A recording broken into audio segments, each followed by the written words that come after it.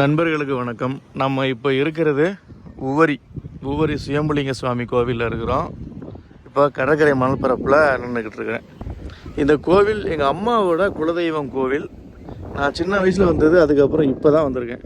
மற்ற கோவிலை விட இந்த கோவிலில் உள்ள சிறப்பு என்ன அப்படின்னா, பக்தர்கள் ஏதாவது வேண்டிக்கிட்டு பண ஓலை கூடையில் 11 இல்லை 41 தடவை மண் சுமந்து கொண்டு வச்சாங்க அப்படின்னா அது நிறைவேறும் அப்படின்றது இங்கே உள்ள ஐதீகம். இதைத்தான் அவங்க பண்ணிக்கிட்டு இருக்காங்க பாருங்கள். வேறு எந்த ஒரு கோயில்லையுமே இந்த வழிபாடு கிடையாது. இவங்க மண் சுமக்குறாங்களே, அதை நீங்கள் வேறு எந்த கோவில்லையுமே பார்க்க முடியாது. இங்கே மட்டும்தான் ஒரு சிறப்பான ஒன்று. இந்த மண் சுமக்கிற வழக்கம் இருக்குல்ல, முன்னாடி மண் சுமந்து கோயில்கிட்ட கொண்டு போடுவாங்க. இப்போ கடல் உள்ளே இருந்து கடல் கரையிலேயே கொண்டு கொட்டுறாங்க. கடற்கரையில் நின்று பார்த்தோம் அப்படின்னா கடற்கரைக்கு எதிரையே 4 கால் மண்டபம் 2 இருக்கா. இந்த கடல் அங்கே ஒரு தெப்பக்குளம் இருக்கும். அந்த தெப்பக்குளம் ப்ளஸ் கோவிலோட கருவறை 3 ஒரே நேர்கோட்டில் இருக்கும். அதுவும் இந்த கோவிலோட சிறப்பு. இந்த 4 கால் மண்டபத்தில் ஒரு சிறப்பு என்ன அப்படின்னா, ஒரு சில இடத்துல மட்டும்தான் புடைப்பு சிற்பங்கள் இருக்குது. அதுவுமே குறிப்பாக இந்த சைடில் உள்ளதில் மட்டும்தான் புடைப்பு சிற்பங்கள் இருக்குது. அந்த புடைப்பு சிற்பங்கள் என்ன அப்படின்றத நான் உங்களுக்கு காட்டுறேன். இப்போ இந்த கடற்கரை பக்கத்தில் பார்த்தீங்கன்னா 2 4 கால் மண்டபம் இருக்கா. இந்த 4 கால் மண்டபத்தில் எந்த புடைப்பு சிற்பமும் கிடையாது. மேலே ஒரு சிவலிங்கம் இருக்கும், ஆவுடையோடு இருக்கும். இந்த சிவலிங்கம் இந்த கோவிலில் உள்ள லிங்கத்துக்கு ஒரு பெரிய சிறப்பு இருக்குது. அது என்னன்னு சொல்கிறேன். அதே மாதிரி மேலே பார்த்தீங்கன்னா 2 யானை லிங்கத்தை பூஜை பண்ணுற மாதிரி இருக்கும். அது இந்த 4 கால் மண்டபத்தோட சிறப்பு. அந்த 4 கால் மண்டபத்தில் 2 நந்தி சிவலிங்கத்தை பூஜை பண்ணுற மாதிரி இல்லை, சிவலிங்கத்தை வணங்கி நிற்கிற மாதிரி இருக்கும். அதுபோக புடைப்பு சிற்பங்கள் இருக்கும். இந்த புடைப்பு சிற்பங்களில் ஒரு கவனிக்கப்பட வேண்டியது என்ன அப்படின்னா, முருகன் மயிலில் உட்காந்துக்கிட்டு வேலை பிடிச்சிட்டு இருக்கிற மாதிரி ஒரு வகையான புடைப்பு சிற்பம் இருக்குது. அதை நான் காட்டுறேன். இது முருகன் கையில் வேலு, மயில். இன்னொரு தூணில் நந்தின்ற சிவலிங்கம். இன்னொரு தூணில் சிவலிங்கம் இருக்கா. சிவலிங்கம் ஆவுடையோடு இருக்கா. மேலே விநாயகர் சிவலிங்கம் இந்த கோவிலில் இருக்குது. ஆனால் முருகர் இந்த கோவிலில் கிடையாது. ஆனால் அந்த புடைப்பு சிற்பத்தில் இருக்குது. மேலே நந்தி, 2 நந்தி லிங்கத்தை வணங்குற மாதிரி இருக்குது. இந்த கோவிலுக்கு வந்தால் கடலில் குடிச்சிட்டு தெப்பக்குளம் குடிச்சிட்டு கோயிலில் போய் சாமி கும்பிடலாம். ஓகேவா? ஓகே. இப்போ கடலில் குளிக்க போகலாம்.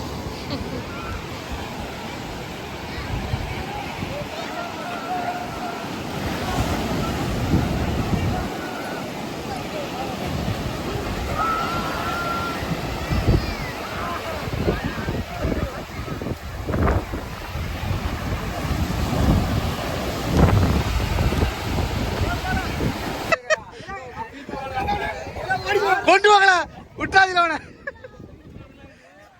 அவனை.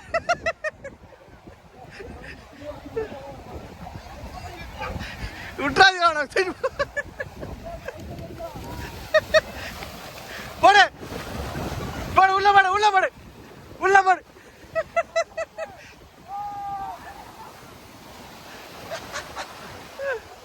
குளிச்சு வரவங்க அடுத்ததாக இந்த தெப்பக்குளத்தில் குளிப்பாங்க. இல்லைன்னா இந்த கிணறுகளில் குளிப்பாங்க. இல்லை அப்படின்னா உள்ளே குளிக்கிற தண்ணி தொட்டி இருக்குது, அங்கே போய் குளிப்பாங்க. இப்போ நம்ம தெப்பக்குளத்தில் போய் குளிக்க போகிறோம். கிருத்திகா குளிச்சியா?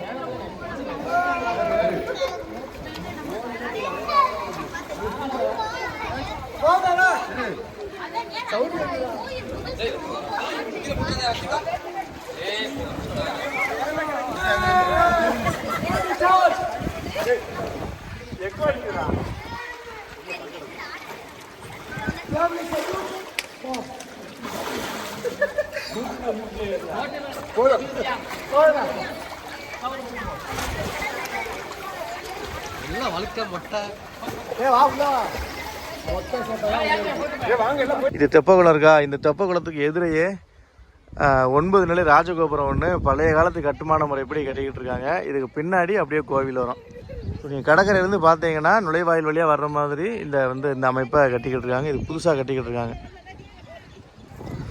இப்போ காது ஊத்துறதுக்கு டோக்கன் எடுத்திருக்கோம்.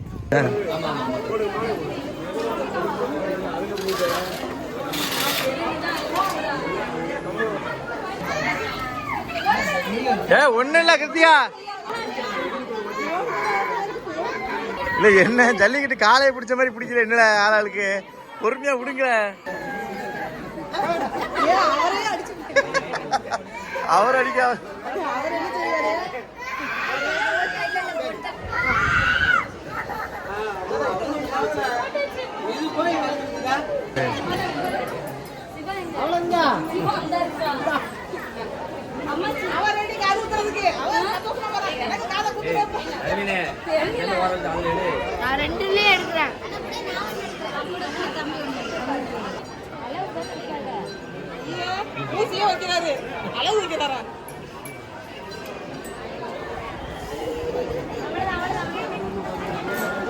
கூட அமைதியா இருக்கா. அவளுக்கு முடிஞ்சிருச்சு. இப்ப சாமி கும்பிட போகும்போது மேல் சட்டை எதுவுமே போடக்கூடாது. இந்த கோவில்ல ஒரு சிறப்பு இருக்குன்னு சொல்லியிருந்தேன் இல்லையா, இந்த கோவில்ல ஆவு உடை கிடையாது.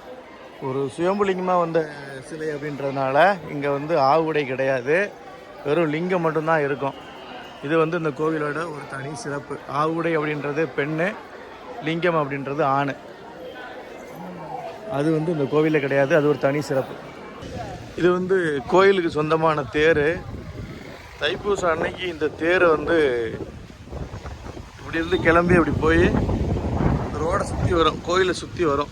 தைப்பூசம் அன்னைக்கு இது பெரிய லெவலில் விசேஷமாக வாங்கலாம். தேர் இப்போதைக்கு உள்ளே இருக்குது. தேர் போகிற வழி இந்த மெயின் ரோடு. இந்த மெயின் ரோட்டில் போய் மேடு ஏறி இறங்கி அப்படியே சுற்றி இந்த வழியாக வந்துடும். இந்த வழியாக மறுபடியும் இங்கே நிப்பாட்டிடுவாங்க. தைப்பூசத்துக்கு இந்த கோவிலில் செம்ம சிறப்பாக இருக்குன்னு சொல்லி கேள்விப்பட்டேன்.